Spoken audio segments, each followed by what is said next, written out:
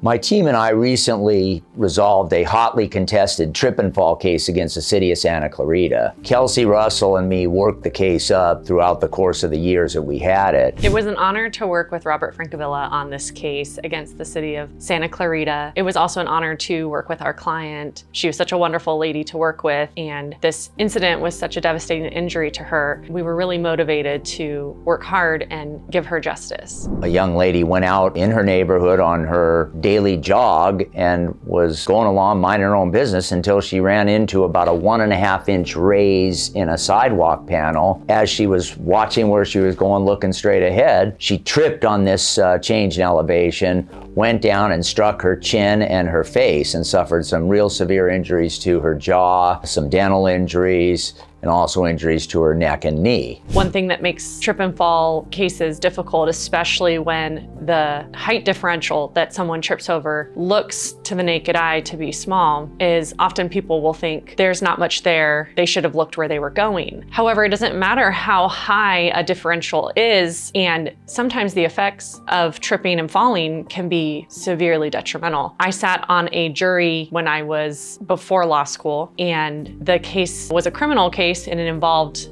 someone coming up behind a woman and hitting her from behind to steal her purse, and she fell forward on the sidewalk and she landed right on her face, on her teeth. That was the similar kind of injury that we had here. When I was a juror in that case, there was an expert who came and testified, and he talked about falling and hitting your head on the ground is one of the biggest ways people end up dying. And while our client here didn't die, her injuries were severe and lifelong. She will have continued pain for the rest of her life. I say the case was hotly contested because the city of Santa Clarita took the position literally from day one that it was our client's fault for not watching where she was going, not paying attention, and for living in this area for so long and not being aware of the condition out there that was dangerous. We conversely took the position that, wait, it's your job, city of Santa Clarita, to take care of those dangerous conditions, not our clients. What made the case doubly hard, though, is the fact that thankfully, our client did not have to undergo any surgeries. She had medical bills ultimately that were less than $10,000. But the problem she faced was chronic, permanent, and nonstop pain